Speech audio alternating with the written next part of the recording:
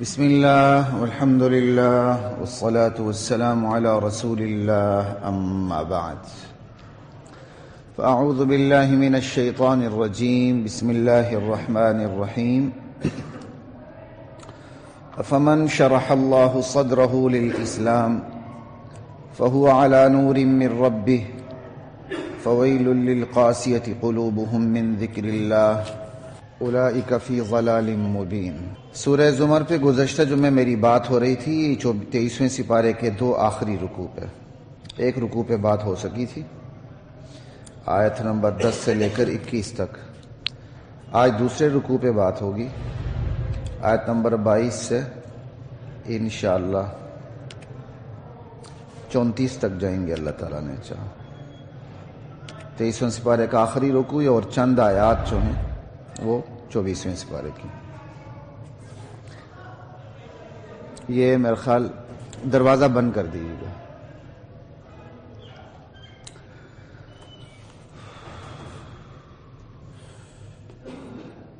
فمن شرح اللہ صدرہ للاسلام،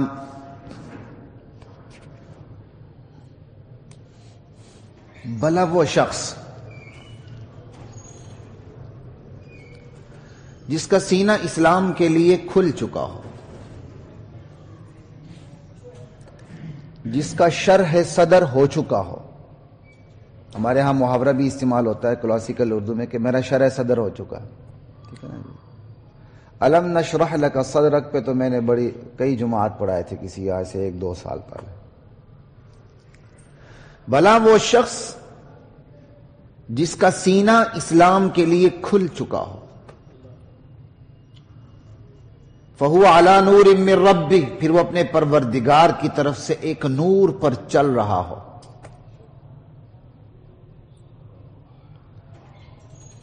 ایسا شخص اس شخص جیسا ہو سکتا ہے جس کے دل پہ زنگ لگ چکا ہو، جس کا دل تنگ ہو چکا ہو، جس کا دل پتھر ہو چکا ہو، اب اس میں نصیحت کی بات گھستی نہیں۔ یہ دونوں برابر نہیں ہو سکتے، استفہام انکاری ہے۔ اللہ خود سوال کر کے انکار کر رہے ہیں، یہ دونوں برابر نہیں ہو سکتے۔ لا الہ الا اللہ واللہ اکبر۔ شرح صدر کہتے کس کو ہیں؟ سب سے پہلے شرح صدر کے مفہوم پہ بات کرتے ہیں۔ سینہ کھل جانا اسلام کے لیے، کہ بندے کے اندر سے شک، ڈاؤٹ، تذبذب سب کچھ گھن نکل کے صاف نتھرا ستھرا اور وکھرا ہو جائے سب سے، سمجھ آئی؟ وہ اسلام کے لیے ہر قربانی دینے پہ تیار رہے، بس اسلام کے لیے ہر فائدے اور ہر لذت سے اپنے آپ کو دور رکھے، جہاں موقع ہے وہ قربانی دینے کے لیے تیار ہے۔ ہر نقصان کو برداشت کرنے پر آمادہ ہو اور اس کے ماتھے پر سلوٹیں نہ پڑیں، شکن نہ آئے، گلے نہ آئے۔ اسلام کے لیے اس قدر اس کا سینہ کھل چکا ہو، سامنے فائدہ اسے نظر آ رہا ہے، اسے فائدے کو چھوڑتے ہوئے نقصان محسوس نہ ہو، بلکہ فائدے کو چھوڑتے ہوئے جو بظاہر فائدہ ہے اسے وہ جہنم کی آگ نظر آتی ہو،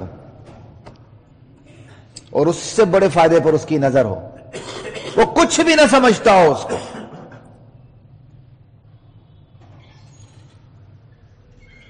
لا الہ الا اللہ واللہ اکبر۔ سامنے فائدہ ہے، ہاتھ نہیں لگا رہا، اور اسلام کا نام لینے کی وجہ سے اس کو نقصان ہوتا ہے، جان کا، مال کا، ایمان کا، اولاد کا، ایمان کا نہیں، ایمان تو اسلام ہے، استغفر اللہ۔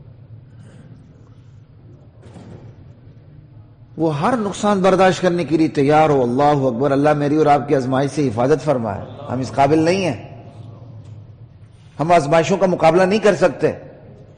جس طرح ہمارے ہاں دیانتداروں کی مختلف قسمیں ہوتی ہیں، ایک قسم وہ ہے جو اس طرح کی دیانتدار ہوتی ہے، وہ ہر قربانی دینے پہ آمادہ ہو جاتی ہے، نقصان ہو یا نفع وہ کہتے ہیں نہیں میں زبان دے چکا ہوں، بس اللہ کو زبان دے چکا ہوں، اللہ کی مخلوق کو زبان دے چکا ہوں، میں بدعہدی نہیں کر سکتا۔ اور ایک وہ دیانتدار ہوتا ہے جو اس وقت تک دیانت دکھاتا ہے جب تک اس کا نقصان نہ ہو رہا ہو۔ جیسے ہی وہ دیکھتا ہے کہ یہاں میرا فائدہ کم ہونا شروع ہو چکا ہے یا مجھے نقصان کا اندیشہ ہے، وہ ڈنڈی مارنی شروع کر دیتا ہے۔ وہ حلال اس وقت تک کھاتا ہے جب حلال وافر مقدار میں میسر ہو۔ حلال میں تنگی ہونے لگے تو اس کے ایمان میں تنگی آنے لگتی ہے، اس کے سینے میں تنگی آنے لگتی ہے، پھر وہ نظریہ ضرورت کو استعمال کرتے ہوئے ہاتھ پاؤں مارتا ہے حلال حرام کی تمیز کو ختم کر کے۔ اور جیسے ہی اس کی ضرورت پوری ہو جاتی ہے پھر ماشاءاللہ حلال پہ آ جاتا ہے۔ گناہ سے اس وقت تک بچتا ہے جب گناہ کے مواقع میسر نہ ہو۔ جیسے گناہ کے مواقع میسر ہونا شروع ہو جاتے ہیں وہ پھسلنا شروع ہو جاتا ہے۔ ہمارے یہاں دیانتداروں کی بڑی بڑی عجیب قسمیں پائی جاتی ہیں۔ یہ سارا تعلق شرع صدر سے ہے کہ بندہ اسلام کے لیے اس کا سینہ اتنا کھل چکا ہو وہ اسلام کی خاطر فائدے کے قریب نہ جائے اور اسلام کی خاطر نقصان کو برداشت کرنے کے لیے آمادہ رہے، اس کے ماتھے پہ شکن نہ آئے، سلوٹے نہ آئے، اپنے رب کریم سے اسے کوئی گلہ شکوہ نہ ہو۔ کیا بات! اللہ مجھے اور آپ کو شرح صدر نصیب فرمائے۔ امت میں شرح صدر کی سب سے بڑی مثال ابو بکر صدیق رضی اللہ تعالی عنہ کی۔ اس سے بڑی مثال امتوں میں ہے ہی نہیں ہے، امت میں نہیں، امتوں میں نہیں ہے۔ لا الہ الا اللہ واللہ اکبر۔ حضرت علی رضی اللہ تعالی عنہ جیسے صحابی جو حضور کی پرورش میں تھے، انہوں نے بھی کہا کہ میں اپنے بڑوں سے مشورہ کر لوں، ابا جان سے مشورہ کر لوں، لیکن جب ایمان پیش کیا گیا ابو بکر صدیق کو تو انہوں نے ذرا بھی تأمل سے کام نہیں لیا۔ صحابی علی بھی ہیں، صحابی ابو بکر بھی ہیں، صحابی عثمان بھی ہیں، عمر بھی ہیں، فرق مراتب تو ہے نا، ابو بکر تو پھر ابو بکر ہے۔ لا الہ الا اللہ۔ امت میں سب سے بڑی مثال شرح صدر کی ابو بکر صدیق رضی اللہ تعالیٰ عنہ کی، ویسے انہیں صدیق اکبر نہیں کہتے۔ تو یہ ہے شرح صدر کا مفہوم، مطلب بھلا وہ شخص جس کا سینہ اسلام کے لیے کھل چکا ہو، وہ شخص جیسے کیسے ہو سکتا ہے جس کا سینہ اسلام کے لیے کھلا ہی نہیں، تنگ ہے یا وہ پتھر ہو چکا ہے؟ شرع صدر کے مقابلے میں ضیق کے صدر آتا، سینے کا تنگ ہو جانا۔ سینہ تنگ ہو جاتا ہے، بندہ قبول بھی کر لے تو تنگی کے ساتھ کرتا، حلال کھاتا ہے تنگ ہوتا رہتا اور اندر سے دل مچلنے لگتا ہے، ہاتھ پاؤں مارنے لگتا ہے، حقیقتوں پر پورا دل نہیں کھلتا اس کا، نہ دل اپنا کھولنے کے لیے تیار ہوتا ہے، مکس آچار ہوتا ہے تھوڑا سا۔ اور اسی شرع صدر کے مقابلے میں ایک اور بھی ہے، قساوت قلبی، دل سخت ہو جاتا ہے، پتھر ہو جاتا ہے، نصیحت کی کوئی بات اس پر اثر نہیں کرتی۔ تو اللہ تعالیٰ نے درمیانی جو اقسام میں اس کو چھوڑ دیا۔ یہ اللہ کا عجیب انداز ہے۔ اللہ کفر کا ذکر کرتے ہیں تو سب سے بڑے کافر کی مثال دیتے ہیں، اللہ منافقت کی بات کرتے ہیں تو سب سے بڑے منافقین کی بات کرتے ہیں جو صحابہ پر تان تشنیع کرتے رہتے ہیں۔ قرآن میں آپ دیکھیں، اللہ مومن کی بات کرتے ہیں تو سب سے بڑے مومن کی بات کرنے لگتے ہیں، درمیانی اقسام اسی کے اندر آ جاتی ہیں۔ یہاں بھی ایسے ہی شرع صدر سب سے اوپر، اور شرع صدر کے مقابلے میں ضیق صدر دل کا تنگ ہونا نہیں بلکہ پتھر بن جانا ہے۔ تو آگے اسی کا ذکر ہے، فویل للقاسیۃ قلوبہم من ذکر اللہ۔ اللہ نے جو یاد دہانی کروائی ہے، اللہ کی یاد دہانی کے معاملے میں وہ لوگ جن کا دل پتھر ہو جاتے، جن کے دل پتھر بن جاتے ہیں، ان کے لیے تباہی اور ہلاکت ہے۔ تو یہ دو بڑی اقسام کے درمیان چھوٹی اقسام خود ہی مندرج ہو جاتی ہیں، آ جاتی ہیں۔ لا الہ الا اللہ۔ اس لیے آپ کئی لوگوں کو دیکھتے ہیں ذرا آگے بڑھتے ہیں پیچھے ہٹتے ہیں، آگے بڑھتے ہیں پیچھے ہٹتے ہیں، حج کولے کھاتے رہتے ہیں. وہ شرح صدر پورا نہیں ہوا ہوتا ہے. وجہ شرح صدر کے تقاضے پورے نہیں ہو رہے ہوتے ہیں. شرح صدر کوئی آپ کا کریڈٹ کارڈ تو نہیں، اے ٹی ایم کارڈ تو نہیں کہ جہاں مرضی چپ کر کے یوز کر لیں بینک سے بھرا کے. اس کے اپنے تقاضے ہیں. تو پھر یہی سوال ہوگا شرح صدر ہوتا کب ہے؟ شرح صدر ہوتا کب ہے؟ 3 مختصر چیزیں اس کا میں ذکر کر دیتا ہوں.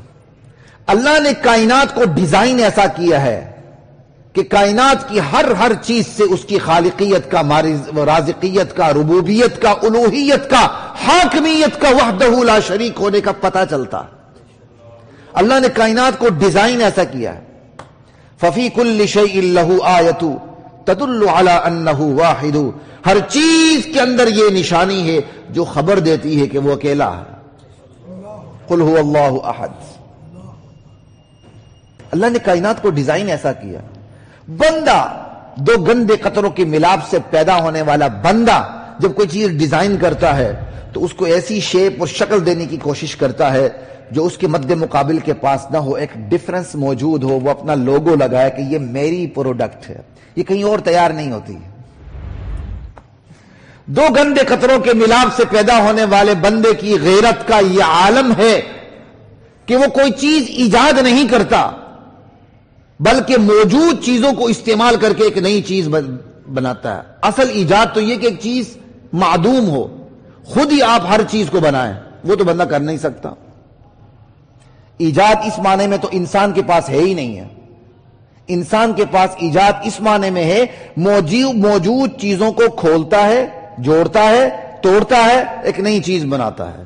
موجود چیزوں کے تعاون سے ایک نئی چیز بنتی ہے. اور اللہ کی ایجاد یہ ہے بدیع السماوات والارض فاطر السماوات والارض. ایک چیز سرے سے موجود ہی نہیں ہوتی، اس کو وجود بخشتا ہے.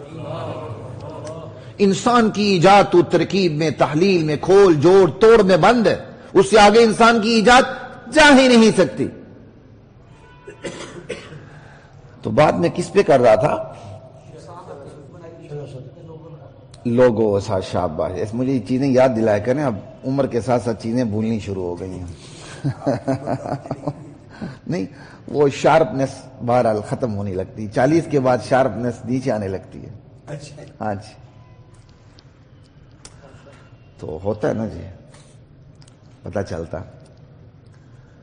تو انسان کی غیرت کا یہ عالم ہے، وہ اسپیسیفائی کرتا ہے، وہ اپنا لوگو لگاتا ہے، وہ اپنی پروڈکٹ کے اندر ڈیفرنس رکھنے کی کوشش کرتا ہے، چاہے اس نے بھلے پورا کاپی کیا ہو کسی اور کو. لوگو اپنا لگا نہیں یہ میرا ہی ہے. اللہ کی غیرت کا کیا عالم ہوگا. تو اللہ نے جو کائنات کی ڈیزائننگ کی ہے وہ اس طور پہ کی ہے کہ اس ڈیزائن کے ذرے ذرے میں اللہ نظر آتا ہے، اللہ دکھتا ہے، اور وحدہ لا شریک دکھتا ہے. یہ ہے ایک اس کی کائنات. ٹھیک، اسی کائنات میں جس کے ذرے ذرے میں وہ خود دکھتا ہے اس نے اپنے انبیاء کو بھیجا. اور انبیاء کو بھیجنے سے پہلے اس نے ہماری روحوں کو وجود بخش کیا کہتے ہیں ان کی وجود بخش کے ہم سے عہد لیا، عہد الست. اس پہ میں کئی دفعہ بات کر چکا ہوں، اب موقع نہیں. اس عہد کا اثر ہماری فطرت پہ نقش کر دیا کہ فطرت کو کھلا چھوڑ دیا جائے، وہ سیدھے اللہ کے پاس جاتی ہے، کہیں اور نہیں جاتی. تو ایک اللہ کی کائنات جو اس طریقے سے ڈیزائن ہوئی ہے، جو اللہ ہی کے پاس پہنچاتی، کہیں اور نہیں پہنچاتی. ٹھیک، ایک عہد الست جس کا اثر یہ ہے کہ بندہ اللہ ہی کے پاس پہنچتا ہے، کہیں اور نہیں پہنچتا. اوپر سے انبیاء کا نزول جو اسی عہد الست کی یاد دہانی کے لیے ہے، اسی عہد الست کی یاد دہانی کے لیے میرے بندو تم ایک اوپر وعدہ کر کے آئے ہو. تو اس عہد الست کا اثر بندے پر ایسا نقش ہو چکا ہے کہ اس کی فطرت سچ کو قبول کرتی ہے، اور اس کی فطرت صرف ایک کی وفاداری کو قبول کرتی ہے اور کسی کی نہیں. وفاداری ایسے کہ اس پر بچھ جائے، وہ صرف ایک ہوتا ہے، دو نہیں ہوتے. سمجھے؟ اگر موقع ملا میں اس کی بھی تشریح کر دوں گا. یہ ہو گیا. تو تین بڑی چیزیں ہو گئی: کائنات کی ڈیزائننگ، عہد الست، انبیاء کا نزول اسی کی یاد دہانی کے لیے. اب شرح صدر ہوتا کب ہے؟ کہ اس عہد الست کی وجہ سے جو بندے کی فطری صلاحیت بن چکی ہے سچ کو قبول کرنا اور جھوٹ کو دھتکارنا، اب یہ بندہ جب اپنی فطری صلاحیتوں سے کام لے گا شرح صدر ہونا شروع ہو جائے گا. جس قدر فطری صلاحیتوں سے کام لے گا اسی مقدار میں شرح صدر ہوگا، اسی مقدار میں سینہ کھلے گا، اور جس قدر کام نہیں لے گا اس قدر اس کا سینہ نہیں کھلے گا. تو جا کے بات کس پر آ جاتی؟ فطری صلاحیت پہ. کہ فطری صلاحیت کو اللہ تعالیٰ نے جو اس کا استعمال ہے، فطری صلاحیت تو رکھ دی اللہ نے، لیکن اس کے استعمال کو آپشنل بنا دیا، کمپلسری نہیں کیا. کمپلسری بئی معنی میں ہے کہ تمہیں کرنا ہے، لیکن استعمال آپشنل کر دیا. تم کر بھی سکتے ہو اور نہیں بھی کر سکتے ہو، کرو گے تو یہ انجام، نہیں کرو گے تو یہ انجام. اب بس بندہ اس فطری صلاحیت کو جس قدر استعمال کرے گا اسی قدر اس کا اسلام کے لیے سینہ کھلتا چلا جائے گا، جس قدر نہیں کرے گا اتنا نہیں کھلے گا. تو اسی سے بات سمجھ آ گئی شرح صدر کی بھی مختلف سٹیجز ہوتی ہیں. ایک ادنا سٹیج ہوتی ہے، ایک درمیانی سٹیج ہوتی ہے، ایک اعلیٰ ترین سٹیج ہوتی ہے. اس کو آپ 3 سٹیجوں میں کر لیں ورنہ تو کئی سٹیجز بن جاتی ہیں. بس جس قدر فطری صلاحیتوں کو استعمال اسی قدر شرح صدر. بات سمجھ آ رہی ہے؟ لا الہ الا اللہ. آپ فطری صلاحیتوں کا جس قدر استعمال کریں گے اتنا ظرف وسیع ہوتا چلا جائے گا، اتنا اسلام کے لیے دل کھلتا چلا جائے گا. آپ نہیں دیکھتے ایک بندہ جان بھی دیتا ہے تو خوش ہوتا ہے. ایسے لوگوں کو بھی دیکھا گیا بچہ شہید ہو گیا، ان پر کوئی اثر نہیں ہوا. ایک طبی اثر تو ہوتا ہے بچے کی جدائی کا، لیکن اس طبی اثر پر بھی جو عقلی اثر ہے کہ اللہ کے لیے میرا بچہ شہید ہوا ہے، وہ اس قدر غالب ہوتا ہے کہ اس کو وہ تھام کے رکھتا ہے. وہ اثر اس کو تھام کے رکھتا ہے. یہ کیا ہے؟ شرح صدر ہے. ایک بندہ ہزاروں قربانیاں دیتا ہے، جم کے کھڑا ہوتا ہے، اور ایک بندہ چائے کی پیالی جتنی بھی قربانی دینے کے لیے تیار نہیں ہوتا، پھسل جاتا. شرح صدر ہے.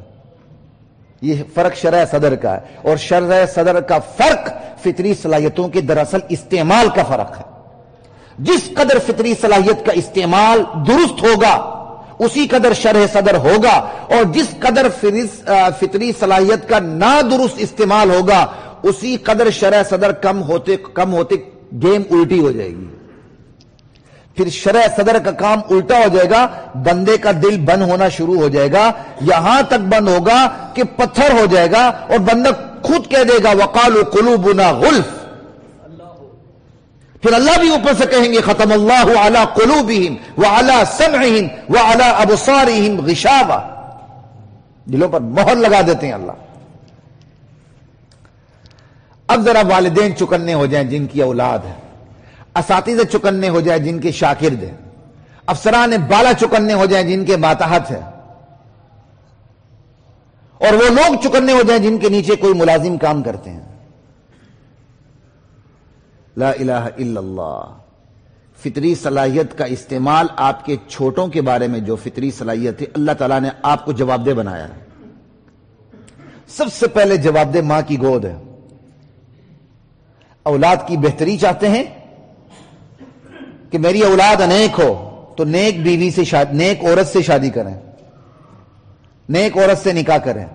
دولت مند کو نہ دیکھیں جی ہمارے خاندان کی، ہماری ذات کی، ہماری برادری کی فلاں ٹمکانا نہیں، یا گوگل پہ بیٹھ کر سوشل میڈیا پہ عشق نہ لڑائیں. یہاں 2 سال بڑی برداشت نہیں ہوتی، باہر سے 80 سالہ نوجوان کو لے کر یہاں آتے ہیں. اس کی ایک ہی صلاحیت ہوتی ہے، اس کے پاس وہ نیشنلٹی ہوتی ہے، باقی ساری صلاحیتیں وہ بیچارے وہ استعمال کر کے آئی ہوتی ہے. لیکن پاکستانی نوجوان کو وہ قبول ہوتی ہے. اس کے والدین بھی بڑا فخر کرتے ہیں، میرے بچے ہمارے بچے نے کیا جال بچھایا، دیکھو کیا کمال کیا. یہاں ہر چیز نیٹ کلین مانگتے ہیں، اور بڑی بڑی عجیب قسم کی اصطلاحات استعمال کرتے ہیں. وہاں وہ ساری چیزیں بھول جاتے ہیں، اس کا ماضی بھی بھول جاتے ہیں، سب کچھ بھول جاتے ہیں. یہ فطری صلاحیت کا استعمال ماں کی گود سے شروع ہوتا ہے. اور اللہ کے نبی نے فرمایا عورت سے شادی اس کے مال کی وجہ سے، اس کے جمال کی وجہ سے، اس کے حسب نسب کی وجہ سے، اس کی دینداری کی وجہ سے. تم دیندار عورت سے نکاح کر کے کامیاب ہو جاؤ. فطری صلاحیت کا استعمال یہاں سے شروع ہوتا ہے. اولاد کی فطری صلاحیت، جب نیک عورت سے نکاح ہوگا وہ تربیت بھی صحیح کرے گی. اس کی گود میں گانے نہیں ہوں گے، اس کے گود میں لوریاں جو ہوں گی وہ قرآن کی تلاوتیں ہوں گی. آپ اپنے بچوں کو ذرا عادی بنائیں نا، وہ گانا نہیں سنے گا. وہ جیسے ہی آپ موبائل پہ، میں خود دیکھتا ہوں، اللہ کا شکر ہے، مثال نہیں دینی چاہیے، میں جیسے ہی لیتا ہوں مجھے اس وقت تھکاوٹ ہو رہی ہوتی. کئی دفعہ میں کہتا ہوں آرام سے بیٹھ جاؤں، میرا بچہ مجھے چھوڑتا ہی نہیں، کہتا نہیں لگائیں تلاوت لگائیں. اور لگاتا ہوں تو بس وہ سر سنتا رہتا ہے، ایسے سنتا رہتا ہے. یا اللہ تیرا شکر ہے. اور اسی بچے کی صلاحیت کو آپ آرام سے خراب کر سکتے ہیں. کوئی گانا لگا دیں، جب وہ گانا لگائیں گے گانے کا عادی ہو جائے گا، اسے تلاوت میں مزہ نہیں آئے گا. ایک نیام میں دو تلواریں نہیں آ سکتی. جنہیں گانے میں سرور آتا ہے انہیں تلاوت میں سرور نہیں آتا. جنہیں قوالیوں میں اور ایسی چیزوں میں سرور آتا ہے انہیں حدیث کی کتابوں میں سرور نہیں آتا. جنہیں کہانی اور خوابوں میں سرور آتا ہے انہیں اللہ کے نبی کے فرامین میں پڑھنے میں سرور نہیں آتا. ایک نیام میں دو تلواریں نہیں آ سکتی. ایک بندے میں دو ذوق جمع نہیں ہو سکتے. آپ نے باہر کی فلسفے کی کتابیں پڑھنی ہے اور اسلام کی فلسفی کو پڑھنا ہی نہیں ہے. آپ کے تکیے کے نیچے کیا کتاب ہے وہ آپ کا مزاج بتا دیتا ہے کہ آپ کے تکیے کے نیچے کون سی کتاب ہے. اسی تکیے پر اسرائیل علیہ السلام کا نمائندہ آ جائے پھر دیکھیں میں اور آپ کہاں کھڑے ہیں. فطری صلاحیتوں کا استعمال بیوی کے انتخاب سے ہے. بچے ہوتے ہیں اور اللہ کے نبی نے فرمایا کل مولود یولد علی فطرت الاسلام فابواہ یہودان او ینصران او یمجسان. صدق رسول اللہ صلی اللہ علیہ وسلم. ہر بندہ فطرت اسلام پہ، فطرت سلیمہ پہ پیدا ہوتا ہے. والدین اسے یہودی، مجوسی، عیسائی یا کچھ اور بنا دیتے ہیں. بچہ پیدا ہوتا ہے، اس کی فطری صلاحیت آپ کے ہاتھ میں ہے. آپ کے ہاتھ میں ہے، وہ آپ کی کفالت میں ہے. اسے حلال غذا ملے گی، حلال ماحول ملے گا، حلال درسگاہ ملے گی، حلال گود ملے گی، حلال باتیں ملیں گی. انشاءاللہ وہ واقعی حلالی ہوگا، وگرنہ وہ صرف شناختی کارڈ کا حلالی ہو سکتا ہے، باقی وہ حلالی نہیں ہو سکتا. آپ بڑے خوش ہوں گے بس میرا نطفہ ہے، بس اس سے اور کیا خوشی ہے. چاہتے ہیں فطری صلاحیتوں کا استعمال درست ہو. میں آپ کو بتاؤں کو آپ حیران ہوں گے، اسی موجود دنیا میں ایسے خاندان موجود ہیں جو اپنے بچوں کو ہوٹلوں کے کھانے تک کو ہاتھ نہیں لگانے دیتے. اسی دنیا میں وہ خاندان موجود ہیں جو اپنے بچوں کو ہوٹلوں کے کھانوں تک کو ہاتھ لگانے نہیں دیتے کہ پتہ نہیں کن کا پکایا ہوا ہے، کن کا ذبح کیا ہوا ہے، کون کون سے ہاتھ لگے ہوئے ہیں، پتہ نہیں میرے بچے کو غذا کیسے ملے گی. وہ اپنے بچوں کو اس طرح تربیت کرتے ہیں کہ میرے بچہ نکلتا بھی اسی طرح ہی ہے. بندہ والدین اتنے کانشیس ہو جائے اپنے بچے کی فطری صلاحیت کے مقابلے میں کہ بچے مکمل ایک ذمہ داری ہے. ہم نے ذمہ داری سمجھی ہے کہ بس خوبصورت لڑکی سے شادی کریں، اور آج کل خوبصورتی ہو نہ ہو ایسی لڑکی سے شادی کریں جس کو کم سے کم کوئی سرکاری نوکری ہو. سرکاری نوکری کے پیچھے اچھے لوگ اپنی منگیتر کی چھٹی کروا دیتے ہیں. اگر کوئی صاحب سن رہا ہے تو مجھ سے ناراض نہ ہونا، وہ میرے ساتھیوں میں بھی ہیں. خاندان کے اندر ہوئی لڑکی کو چھوڑ دیتے ہیں. کیوں؟ اپنے سے بڑے گریڈ کی یا برابر گریڈ کی لڑکی مل گئی. اب تو کام اور آسان ہو گیا نا. 10 مرد ہوتے ہیں، 2 لڑکیاں بھی بیٹھی ہوتی ہیں، تو وہ 10 مرد سوچتے رہتے ہیں کس طرح چھاپا مارنا. تو مرد کی ذہنیت بھی اتنی خسیس ہو گئی ہے کہ وہ عورت کی کمائی پر نظر رکھنے لگ گیا. وہ مرد ہی کیا جو عورت کی کمائی پہ نظر رکھے. اگر آپ کے بیوی کی جائیداد ہے شکر ادا کریں، یہ اس کا کام ہے، وہ جیسے مرضی خرچ کرے. اسے آپ مشورہ دے سکتے ہیں صحیح طریقے سے خرچ کرو، اس پر آپ قبضہ نہیں جما سکتے، وہ اس کی چیز ہے. یہاں تو لڑائی ہو جائے تو دیا وہ مار واپس لینے کی کوشش ہوتی ہے. بڑی عجیب باتیں بھائی. طبیعتوں کا تو یہاں پتہ چلتا ہے. تو خیر بات ہو رہی تھی فطری صلاحیت. فطری صلاحیت کا آغاز یہاں سے ہوتا ہے کہ اس طرح بچے کو آپ اپنی اولاد کو اس طرح سنبھال کے زمانے کی گندی ہواؤں سے، خالی گرم ہواؤں سے نہیں، گندی ہواؤں سے بچا کے ان کی تربیت کریں.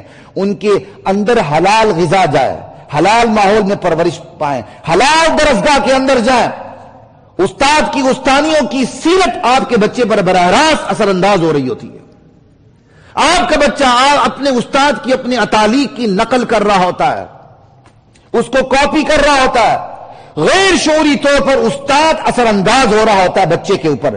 غیر شعوری طور پر والدین ایک کریکٹر رول کی شکل میں اولاد کے سامنے آتے ہیں. وہی بچہ بڑا ہوتا ہے تو شعوری طور پر تمام چیزوں کو لے لیتا ہے. اگر اس کی خوش قسمتی ہوئی، سامنے اچھی چیز ملی، وہ حیران ہوتا ہے، یا اللہ کہ تیرا کیا تکوینی نظام تھا کہ مجھے یہ چیزیں تو بغیر مانگے میری جھولی میں آ گئیں.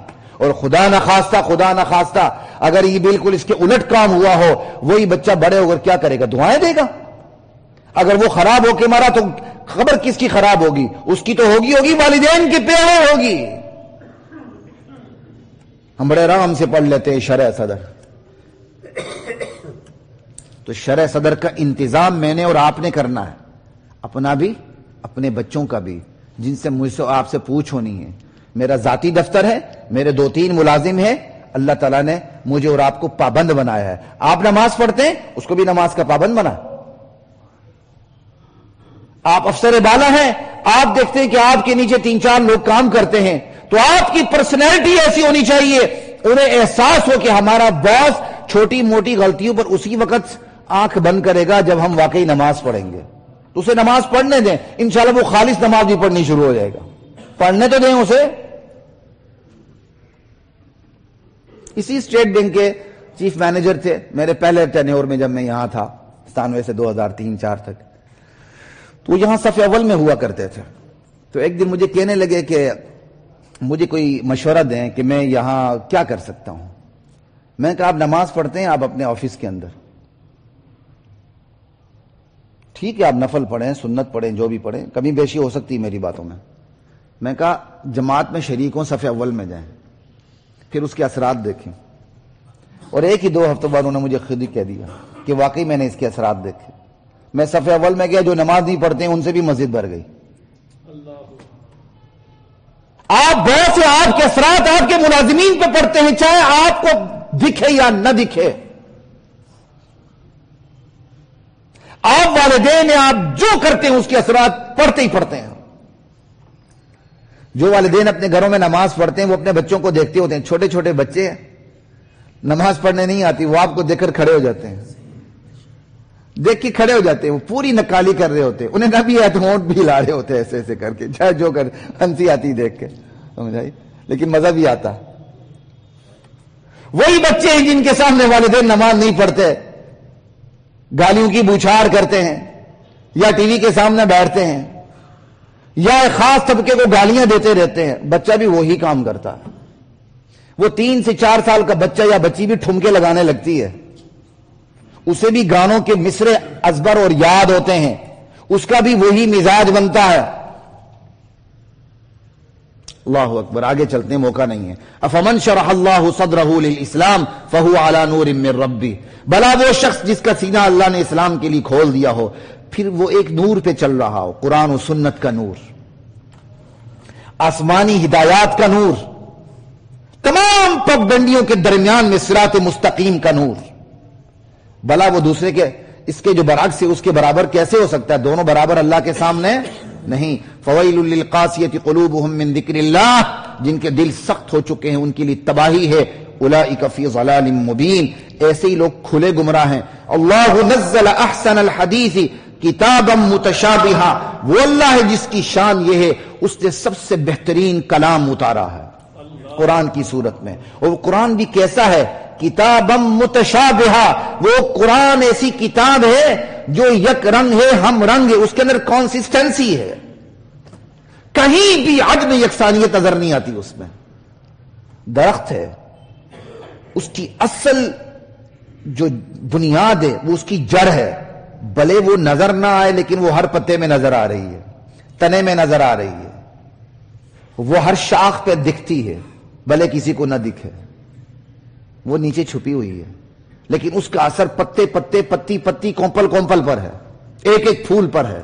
بالکل اسی طرح قرآن کی آیات ہیں، ہر آیات کے نیچے آپ کو اللہ کی وحدت نظر آئے گی، اللہ کی عظمت نظر آئے گی، اللہ کی ربوبیت، رزاقیت اور توحید نظر آئے گی، بھلے وہ کوئی سا بھی مضمون ہو، لیکن اس کے اندر واحد یکسانیت جو کہیں بھی نہیں ٹوٹتی، وہ اللہ کی عظمت، قدرت اور اس کی الوہیت اور اس کی وحدہ لا شریک حاکمیت ہے۔ کوئی بھی موضوع ہو، یہ اللہ کا ایسا معجزاتی کلام ہے۔ بات معیشت پہ ہو رہی ہوتی ہے، توحید ساتھ ساتھ چل رہی ہوتی ہے، بات سیاست پہ چل رہی ہے، معاشرت پہ چل رہی ہے، تہذیب و تمدن پہ چل رہی ہے، کلچر و ثقافت پہ چل رہی ہے، قانون پہ چل رہی ہے، جس مرضی موضوع کو اٹھا کے دیکھیں اس پہ چل رہی ہے، لیکن اندر سے دیکھیں توحید ساتھ ساتھ چل رہی ہے۔ یہ یک رنگی ہم رنگی یہ آپ کو کسی کلام میں نظر نہیں آئے گی، صرف یہ اللہ کا کلام ہے۔ اس لیے ایک کافر نے اس کا مطالعہ کرتے ہوئے کہا تھا، یہ جس کی کتاب ہے اس نے صرف اپنی ہی تعریف کی ہے اس کے اندر۔ میں کہا سچ کہا ہے، اللہ ہی کی تعریف ہے اس کے اندر۔ اس لیے اس قرآن کی پہلی صفت یہ بتائی گئی ہے متشابہہ، اس کی تمام آیات جو ہیں یک رنگ ہم رنگ ہیں، یکسانیت ہے اس کے اندر۔ مثانیہ، پھر یہ ایسی ہیں صورتیں بھی آپس میں ملی ہوئی ہیں، ہر صورت کا اپنا مزاج ہے، مختلف مزاج، مختلف استدلال، مختلف اسلوب، لیکن اس کے باوجود سب وحدت پہ اکٹھی ہو جاتی ہیں۔ مثانیہ، پھر یہ بھی اس کا مطلب ہے دہرائی جاتی ہیں، اس کے مضامین دہرائے جاتے ہیں، اسلوب بدل بدل کے اللہ ایک ہی بات کو کئی مقامات پر کرتے ہیں۔ اور نصیحت میں ایسا ہی ہوتا ہے، نصیحت یہ نہیں ہوتی کہ آپ نے خطاب کر دیا اب میں نے دوسرا خطاب اس پہ نہیں کرنا، نصیحت دہرائی جاتی ہے۔ تو قرآن تو کتاب نصیحت ہے، اس کے اندر مضامین کو اسلوب بدل بدل کے بار بار ہزار بار دہرایا گیا ہے، یہ اس کی خصوصیت ہے۔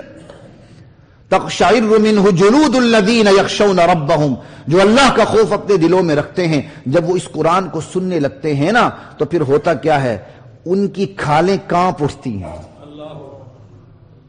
کھال سے مراد پورا جسم بھی ہو سکتا ہے، جسم کانپ اٹھتے ہیں، یا کھال سے مراد خاص کل بول کے جز مراد لینا، جز بول کے کل مراد لینا، یہ عربی زبان کا اسلوب ہے، ٹھیک ہے، اور یہ غالباً ہماری اردو شاعری میں بھی ایسی چیزیں استعمال ہوتی ہیں۔ تو کھال کانپ اٹھتی ہے یعنی رونگٹے کھڑے ہو جاتے ہیں۔ رونگٹے کسے کہتے ہیں؟ جسم پہ جو بال ہیں وہ اپنی جڑوں سے ایسے خوف میں کھڑے ہو جاتے ہیں۔ تو اللہ سے صرف خوف نہیں ہوتا، اللہ کی رحمت کی امید، اللہ کے عذاب کا خوف، اللہ کی ناراضی کے خوف، یہ ساری چیزوں کا ایسا مکسچر بن جاتا ہے، بندہ جب اس کو سنتا ہے تو سوز و گداز سے اس کی کھال کانپنے لگتی ہے، اس کا جسم کانپنے لگتا ہے۔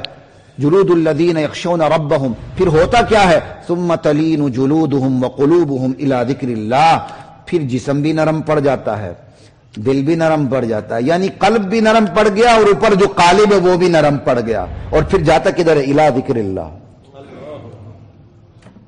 پھر اس کا ایک ہی راستہ ہوتا ہے، وہ ذکر اللہ کی طرف جاتا ہے، وہ اللہ کی یاد کی طرف نکل پڑتا ہے۔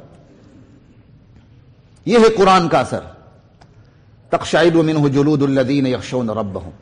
اچھا، دل نرم پڑ جائے سمجھ آتی ہے، جسم نرم پڑ جائے کیا مطلب ہے؟ یہ چھوٹی چیز نہیں، چپ کر کے نہ گزرے، اب ٹائم نہیں ہے، میں پھر اس کو ذرا جلدی سے ختم کرنے کی کوشش کرتا ہوں۔ دل نرم پڑے سمجھ آتی ہے ہم میں سے ہے، جسم نرم پڑے کیا مطلب ہے؟ تو ذرا تھوڑا سا دیکھ لیں متضاد تصویر، تنی ہوئی گردن، اکڑا ہوا جسم، رونق بڑی زبان، اچھلتے ہوئے ہاتھ، دمکتے ہوئے پاؤں۔ جب وہ قرآن کو سنیں، اگر اس پر اثرات مرتب ہو، نہ زبان میں کلام میں رعونت آتی ہے، نہ گردن میں اکڑ رہتی ہے، نہ جسم میں اکڑاؤ رہتا ہے، نہ ہاتھ اس کے اچھلتے ہوئے نظر آتے ہیں، نہ پاؤں دھمکتے ہیں، اس کی چال ڈال گفتار کردار کے اندر عاجزی آ جاتی ہے، اس کی باڈی لینگویج ڈیفرنٹ ہو جاتی ہے۔ یہ ہے باڈی لینگویج۔ اللہ صرف دل کی بات نہیں کرتے، اللہ کہتے ہیں یہ قرآن میری ایسی کتاب ہے، اسے سن لینا تو صرف دل متاثر نہیں ہوتا، بندے کی باڈی لینگویج بھی چینج ہو جاتی ہے۔ اور یہی عباد الرحمن کی صفات میں ذکر کیا گیا ہے، وہ عباد الرحمن، رحمان کے بندوں کا پہلا تعارف یہ ہے، الذین یمشون علی الارض ہونا، وہ زمین پر نرم چال چلتے ہیں، وہ اپنے گفتار سے بھی پہچانے جاتے ہیں اور اپنی چال سے بھی پہچانے جاتے ہیں۔ وَإِذَا خَاطَبَهُمُ الْجَاهِلُونَ قَالُوا سَلَامًا۔ ہم اپنی پریمیسز میں آ جاتے ہیں، ہماری گردن اکڑ جاتی ہے، ہمارے جسم میں تناؤ آ جاتا ہے، ہماری آنکھیں بتاتی ہیں اگر آپ دیکھے تو وہیں اس پر دہشت طاری ہو جائے، اس کو ہم اپنا کمال سمجھتے ہیں. اور اللہ کہتے ہیں میرے جو قرآن کو پڑھتا ہے اس کا نہ صرف اندر کا دل ہل جاتا ہے، باہر کا جسم بھی ہل جاتا ہے، اس کی باڈی لینگویج بھی چینج ہو جاتی ہے. یہی آپ نہیں دیکھتے ایک بندہ اکڑا ہوا جسم تنی ہوئی مونچھوں والا ہوتا ہے، وہی جب وہ اسلام کی طرف متوجہ ہوتا ہے تو اس کی چال ڈال گفتار سب کچھ تبدیل ہو جاتا ہے. آپ کو پتہ ہی نہیں چلتا کل میں نے کس کو دیکھا تھا، آج میں اسی باڈی اسی پرسنالٹی کو دیکھ رہا ہوں. وہ کتنا چینج ہو جاتا ہے. یہ ہے قرآن کا اثر. اس لیے میرے سمیت ہر ایک کو اپنی باڈی لینگویج کا بھی خیال رکھنا ہے، اپنے دل کا بھی خیال رکھنا ہے. اللہ نصیب فرمائے. ثم تلین جلودهم وقلوبهم الى ذکر اللہ ذلک ھدی اللہ. یہ قرآن جو یہ اثرات پیدا کرتا ہے، قلب اور قالب دونوں کو بدلتا ہے، ظاہر باطن دونوں کو بدلتا ہے، جسم اور دل دونوں کو بدلتا ہے، کہ یہی اللہ کی ہدایت ہے. بس ذالک ھدی اللہ. کتنا بڑا کمال بتا کے اللہ بتا رہے ہیں. آپ کہتے ہیں نا وہ دیکھو، اللہ کہتے ہیں وہ دیکھو قرآن، عظمت والی چیز. اس سے یہ اثرات مرتب ہوتے ہیں اور اس قرآن کے ذریعے اللہ اپنی مرضی سے جسے چاہے ہدایت سے نواز دیتا ہے. لیکن اللہ جب ہدایت سے نواز دیتا ہے، ایک عقل مند بندہ اندھیر نگری میں نہیں ہوتا، تو کیا اللہ تعالیٰ کی ہدایت اندھیر نگری میں ہو سکتی ہے؟ کوئی اندھی وار تو نہیں ہو سکتی. اللہ جب کہتا ہے نا کہ میں جسے چاہوں ہدایت دوں، مطلب یہ ہوتا ہے کہ ہدایت دینے کا طریقہ میرا جو طریقہ ہے نا وہ میرا اپنا بنائے ہوا طریقہ کار ہے. میں اپنے بنائے ہوئے طریقہ کار اور پیراڈائم کے مطابق ہدایت دیتا ہوں. وہ اللہ تعالیٰ نے بتا دیا ہے کہ اس کا طریقہ کار کیا ہے. وما یتذکر الا من ینیب. جو آتا ہے اسے ہدایت دیتا ہوں، چاہے وہ میرے بڑے سے بڑے دشمن کی بیوی ہو، اولاد ہو، بیٹا ہو، جو مرضی ہو. جو نہیں آتا وہ نبی کا بیٹا بھی ہو تو دھتکار دیتا ہوں. نوح علیہ السلام کا بیٹا دھتکارا نہیں گیا، ابراہیم علیہ السلام کے باپ دھتکارے نہیں گئے، نبی علیہ السلام کے ایک سے زائد چچا دھتکارے نہیں گئے. بلال حبشی کو سینے سے لگا لیا گیا، سلمان فارسی کو سینے سے لگا لیا گیا، صہیب رومی کو سینے سے لگا لیا گیا. یہ ہے اسلام. حضرت حمزہ کے قاتل وحشی بن حرب کو رضی اللہ عنہم ورضوا، رضی اللہ تعالیٰ عنہ کہہ دیا گیا. یہ نہیں دیکھا گیا کتنا بڑا گناہ تھا، جب بندہ چل کے آیا تو معاف کر دیا گیا. یہ ہے ہدایت کا اللہ کا طریقہ کار. یہدی بہ من یشاء ومن یضلل اللہ فما لہ من ہاد. جسے اللہ گمراہ کر دے پھر اسے کوئی ہدایت نہیں دے سکتا. اس کا طریقہ کار کیا ہے؟ اس کا بھی یہی طریقہ کار جو میں آپ کو بتا چکا ہوں. جو بندہ اپنے دل میں خود تڑپ نہ رکھے، اللہ کھینچ کے زبردستی جبرن اسے ہدایت نہیں دیتے. نہیں تو میرے اولو العظم پیغمبر کا بیٹا ہے نا، تو بڑوں کی اولاد ہے، تیرے لیے ذرا قوانین مختلف ہیں. تجھے جیل بھی ایک کلاس ملے گی، تو یہ پروٹوکول بھی ملے گا، ملک کا سب سے بڑا خناس ہوگا لیکن تیرا سارا کچھ وی آئی پی پروٹوکول ہوگا، میڈیا پہ تیرا ساتھ ہوگا، سب کچھ ہوگا. یہاں جو جتنا بڑا خناس ہوتا ہے اتنی بڑی کلاس اس کو ملتی ہے جیل کے اندر بھی. وہ جیل سے بھی ڈرائی کلین ہو کے باہر نکلتا. پھر یہ حق تو نبیوں کی اولاد کو ہونا چاہیے تھا. اللہ کا گمراہ کرنے کا بھی اپنا طریقہ کار ہے. اللہ اس پیراڈائم کے مطابق بندے کو گمراہ کرتے ہیں. اس پیراڈائم اس طریقہ کار میں نبی کا بیٹا بھی آ جائے نہیں بچ سکتا، اور اس طریقہ کار سے فرعون کی بیوی بچ نکلے تو بچ جاتی ہے. فرعون کی بیوی رضی اللہ عنہا علیہ السلام، نبی کی بیٹی نبی کی بیوی جہنم میں، لوط علیہ السلام کی بیوی، نوح علیہ السلام کی بیوی. یہ ہے ہدایت اور ضلالت کا طریقہ کار اللہ کے ہاں. فمن یتقی بوجہہ سوء العذاب یوم القیامہ. بلا وہ شخص جو قیامت کے دن میرے عذاب سے بچنے کے لیے اپنے منہ کو ڈال بنائے گا، وہ اس کے برابر ہو سکتا ہے جو جنت میں عیش کر رہا ہوں. بندہ دنیا کے اندر رہتے ہوئے اپنے جسم میں سے سب سے زیادہ کس چیز کو پسند کرتا ہے؟ چہرے کو. اور اگر اس کی کہیں لڑائی بھی ہو جائے، مدبیڑ بھی ہو جائے، تو سب سے پہلے وہ کسے بچاتا ہے؟ چہرے کو. اور رعونت کا اظہار بھی کس سے کرتا ہے؟ چہرے سے. فرعونیت بھی کس سے دکھاتا ہے؟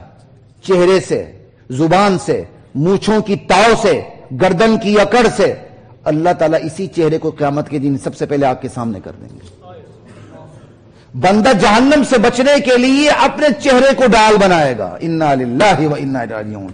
اللہ یہ کر کے بتائیں گے جس چہرے کے ذریعے تو اپنی فرعونیت، قارونیت اور رعونت کا اظہار کرتا تھا، آج اسی چہرے کو تو ڈال بنا کے اپنے آپ کو بچانے کی کوشش کر رہا ہے جہنم کے عذاب سے. یہ خیال است و محال است و جنون. فمن یتقی بوجہہ سوء العذاب یوم القیامہ وقیل للظالمین ذوقوا ما کنتم تکسبون. اللہ کو ترس نہیں آئے گا، اللہ کہیں گے ایسے ظالموں کو چکھو اپنے کرتوتوں کو مزہ. کذب الذین من قبلہم، میرے نبی پریشان ہونے کی ضرورت نہیں، ان سے پہلے لوگوں نے بھی انبیاء کی تعلیمات کی تکذیب کی تھی. فأتاہم العذاب من حیث لا یشعرون، ان پر عذاب وہاں سے آیا تھا جہاں سے انہیں گمان تک نہ تھا. کیونکہ حالات سازگار ہوں تو بندے کو زوال کا کوئی خطرہ محسوس نہیں ہوتا. حالات سازگار ہوں تو بندے کو زوال کا خطرہ محسوس نہیں ہوتا. بس اللہ کی نافرمانی ہو رہی ہو اور ساتھ بدمستیاں، خرمستیاں، شراب کباب کی محفلیں بھی کنڈکٹ ہو رہی ہوں، اسے محسوس بھی نہیں ہوتا عذاب کہاں سے آ رہا ہے. ایک زلزلے کی مار ہوتی ہے، 10 منزلہ عمارت زمین بوس ہو کے زندہ پورا ہوٹل ہی دفن ہو جاتا ہے. فَأَتَاهُمُ الْعَذَابُ مِنْ حَيْثُ لَا يَشْعُرُونَ فَأَذَاقَهُمُ اللَّهُ الْخِزْيَ فِي الْحَيَاةِ الدُّنْيَا. اللہ تعالیٰ نے پھر ایسی قوموں کو ذلت کا عذاب دنیا میں بھی چکھایا. عذاب کی بڑی طریقہ کار ہیں. جو تکبر میں مرتا ہے اللہ مارتے ہوئے اسے ذلت کی مار مارتے ہیں کہ تیرے تکبر کا علاج یہ ہے. وَلَعَذَابُ الْآخِرَةِ أَكْبَرُ، قیامت کا عذاب جو آخرت کا عذاب ہے وہ تو بہت ہی بڑی شے ہے. لو كانوا يعلمون، کاش یہ لوگ جان لیتے. وَلَقَدْ ضَرَبْنَا لِلنَّاسِ فِي هَذَا الْقُرْآنِ مِنْ كُلِّ مَثَلٍ، ہم نے اس قرآن کے اندر لوگوں کی نصیحت کے لیے ہر قسم کی مثالیں طریقے سے طرح مختلف طریقوں سے بیان کر دی ہیں. مِنْ كُلِّ مَثَلٍ، کیوں؟ لَعَلَّهُمْ يَتَذَكَّرُونَ، تاکہ انہیں یاد دہانی حاصل ہو جائے. قرآن، اور یہ نصیحت بھی کیسی کتاب ہے نصیحت والی، وہ کسی فلسفے کی کتاب نہیں ہے ایچ پیچ اور موشگافیاں ہوں. قرآن ہے وہ بھی عربی میں ہے، کسی یونانی میں نہیں، جاپانی میں نہیں ہے، اردو میں نہیں ہے. غیر ذی عوج، پھر ایسی کتاب ہے جس کے اندر نہ لفظی طور پر کوئی خلل ہے نہ معنوی طور پر کوئی خلل ہے، کوئی ٹیڑھ نہیں رکھی. کیوں؟ لعلہم یتقون، تاکہ یہ بچیں کفر سے، شرک سے، اللہ کی نافرمانی سے اور مانے خود ساختہ قوانین سے. یہ اللہ یہاں پہلے لعلہم یتذکرون کا وقت نہیں، میں اشارہ ہی کر رہا ہوں. اور یہاں جب کہا نا قرآن ہے، عربی میں ہے، اور عربی بھی ایسی اس میں کوئی ٹیڑھ نہیں ہے، قرآن بھی ایسے ٹیڑھ نہیں ہے. کیوں؟ تاکہ یہ بچیں. اللہ کو پتا تھا 1400 سال بعد ایسے لوگ آئیں گے جن کا ذرا مس قرآنی علوم سے نہیں ہوگا، لیکن وہ قرآنی آیات کو پڑھ کے اپنے مطلب نکالیں گے. یہ کوئی پاکستان کا آئین تھوڑا ہے جس کو موم کی ناک کی طرح جہاں مرضی آپ گھسیٹتے پھریں، جو ڈکٹیٹر ہے وہ اپنی مرضی کی تعبیر و تشریح کروائے. یہ اللہ کا آئین، اللہ کا دستور ہے. اللہ کہتا ہے میں نے اپنے آئین کو، میں نے اپنے دستور کو قرآن عربی میں بھیجا ہے، اس میں کوئی ٹیڑھ نہیں رکھی تاکہ تم بچ سکو. من مانی تعبیرات نہ کرو، یہ تمہارا قانون نہیں کہ تم اپنی من مانی تعبیرات کرتے پھرو. لعلہم یتقون، قرآنا عربیا غیر ذی عوج لعلہم یتقون. آج بھی بہت سے لوگ ہیں من مانی تعبیرات کرنے کی کوشش کرتے ہیں قرآن کریم کی. انا للہ و انا الیہ راجعون. اللہ کہتا ہے مجھے پتا ہے، میں نے اس کے گرد باڑ لگائی ہے. اس کو میں نے جاپانی میں، یونانی میں، چائنیز میں، اردو میں نہیں اتارا کہ تم کہو جی کہ اس کا یہ مطلب بھی بنتا ہے، یہ مطلب بھی بنتا ہے. قرآن نے دنیا کی سب سے جو کلاسیکل لینگویج ہے، فصیح ترین زبان جس کے گرد باڑ لگی ہوئی ہے، اس میں اتارا ہے اس کو. آپ اپنی پریزیڈنٹ پیش کرتے ہیں، 1400 سال کے کنسنسس کو، پریزیڈنٹس کو آپ کس طرح بائی پاس کر کے آگے جا سکتے ہیں؟ آپ ہوتے کون ہیں 1400 سال کے کنسنسس کو آپ بائی پاس کر کے آگے نکل جائیں اور قرآن کی اپنی تعبیر و تشریح کرتے بھی رہیں؟ اللہ نے جہنم میں اتنی بڑی سزا اس لیے نہیں رکھی کہ بندہ کہے نہیں اللہ تعالیٰ تیرے قرآن تھا، اس کی ہزاروں تعبیرات تھی، ہم کس کو مانتے ہیں، کو لے لیا. اللہ نے اس کی تعبیرات جو کفر و اسلام پر مبنی ہے وہ اتنی کھلی ہوئی رکھی ہے کہ کل کسی کو یہ اعتراض ہی نہ ہو سکے. لا الہ الا اللہ واللہ اکبر. کیونکہ عقلی طور پر بھی اس بندے کو چھوٹ مل سکتی ہے، یا اللہ کیا کریں یہ آیت اتنی واضح نہیں تھی، یا اللہ یا حکم اتنا واضح نہیں تھا. اللہ کہتا نا، میں نے اس قرآن کے اندر جو بنیادی چیزیں ہیں ان میں کوئی کجی خلل رکھا ہی نہیں کہ میں تمہیں کل یہ موقع دوں. اس لیے ان لوگوں کو چکنا ہونا چاہیے جو قرآن کی اپنی ذاتی تعبیرات و تشریح کر کے قرآن کی چہرے کو مسخ کرنے کی کوشش کرتے ہیں. ضرب اللہ مثلا رجلا فیہ شرکاء. اب اللہ ایک مثال بیان کرتے ہیں. اللہ مثال بیان کرتا ہے ایک ایسے شخص کی، غلام کی، جو مختلف مزاج آقاؤں کا غلام ہے. ہر آقا کا مزاج مختلف، ہر آقا کی نیڈز مختلف. اب یہ غلام کس کس کی مانے؟ اور پھر ایک غلام ایسا ہے جو صرف ایک ہی آقا کا غلام ہے، پورا ثبوتا، سالم سلمن. اگر اس کا صحیح ترجمہ یہاں کریں ثبوتا ہوگا محاوراتی. کہ ایک غلام ہے ثبوتا، ایک ہی آقا کا غلام ہے بس. کہ یہ دونوں برابر ہو سکتے ہیں؟ یہ دونوں غلام برابر ہو سکتے ہیں؟ ایک کئیوں کی غلامی کر رہا ہے، اور وہ غلامی کرنے والے بھی ایسے ہیں جن کا مزاج بھی مختلف، جن کی بیسک نیڈز بھی مختلف، اور ایک اکیلے ایک آقا کی غلامی کر رہا ہے. کہ یہ برابر نہیں ہو سکتے ہیں. تو وہ بندہ جو صرف ایک اللہ کی غلامی کرتا ہے، اپنی انفرادی زندگی میں بھی، اپنی اجتماعی زندگی میں بھی، اپنے قانون میں بھی، اپنی معیشت میں بھی، اپنی معاشرت میں بھی، اپنی سیاست میں بھی، اپنی قیادت میں بھی، اپنے گھر بار میں بھی، ہر جگہ وہ صرف ایک اللہ کی اطاعت کرتا ہے. اور اس کے مقابلے میں ایک وہ شخص ہے جو اللہ کی اطاعت کا دم بھرے نہ بنے. ادھر دیکھتا تو بیٹا ہے، ادھر دیکھتا تو بیوی ہے، باہر نکلتا ہے تو معاشرہ ہے، سیاست ہے، معیشت ہے، معاشرت ہے، ادارے ہیں. ہر بندہ اپنا حکم جاری کرتا ہے. اب وہ پریشان ہو جاتا ہے میں کس کی مانوں؟ اللہ کہتا ہے یہ دونوں برابر ہو سکتے ہیں؟ نہیں ہو سکتے برابر. اس لیے ہر ایک کی غلامی کا قلادہ اپنے گردن سے اتار کے پھینک دے. میں نے ماننی ہے تو صرف ایک اللہ کی ماننی ہے. سارے راستے برابر ہونے شروع ہو جائیں گے. اس لیے ہمیشہ یاد رکھیں توحید صرف انفرادی نہیں، اجتماعی بھی ہے. انفرادی توحید یہ ہے میں اور آپ ٹھیک رہیں، بھلے معاشرہ، سیاست، قیادت، معیشت، معاشرت ٹھیک ہو نہ ہو، میں اور آپ ٹھیک رہیں. میں اور آپ ٹھیک رہیں گے، باہر کا ماحول ٹھیک نہیں ہوگا، ہمیں قربانی دینی پڑے گی. ہمیں باہر کی معیشت سے بھی لڑنا پڑے گا، باہر کے قانون سے بھی لڑنا پڑے گا، اپنے گھر کے اندر بھی ہماری لڑائیاں ہوں گی. اور ایک ہے اجتماعی توحید. پورا جو معاشرہ ہے وہ اجتماعی توحید پہ آ جائے کہ شریعت جس کو گناہ سمجھتی ہے مقننہ اس کو گناہ سمجھے. شریعت جسے گناہ سمجھتی ہے عدالتیں بھی اسے گناہ سمجھے.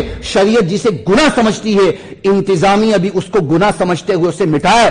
شریعت جسے گناہ سمجھتی ہے تعلیم و تربیت کے ادارے بھی اسے گناہ سمجھتے ہوئے اس کردار کے قریب بچوں کو آگنے نہ دیں. شریعت جسے گناہ سمجھتی ہے منبر سے بھی اس کے خلاف آواز اٹھے. ایک یہ ہے. اور شریعت جس کو نیکی سمجھتی ہے مقننہ اسی کو قانون بنائے. شریعت جسے نیکی سمجھتی ہے عدالتوں کی تعبیر و تشریح بھی اس سے باہر ہرگز نہ نکلے. اور شریعت جس کو نیکی سمجھتی ہے معیشت اس سے باہر نہ نکلے، معاشرت اس سے باہر نہ نکلے، سیاست اور قیادت اس سے باہر نہ نکلے. یہ ہے اللہ کا آخری مقصود اس کائنات کے اندر.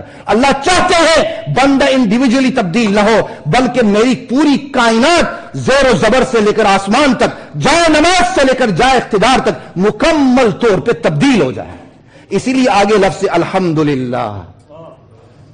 یہ بعض لوگوں کو یہ آیت ایسی نظر آتی ہے جیسے اس کا تعلق اوپر نیچے نہیں ہے. اردو تفاسیر میں تو اس کا ربط بالکل بیکار لکھا گیا. اور الحمدللہ کا مطلب کیا کہتا ہے؟ شکر. بھائی یہاں شکر نہیں الحمد ہے. حمد اور شکر میں فرق ہے. حمد کو حمد کے معنی میں رکھیں. اللہ تعالیٰ نے دو آقاؤں کی مثال دی تو دو آقاؤں کے پاس اختیارات ہوتے ہیں نا.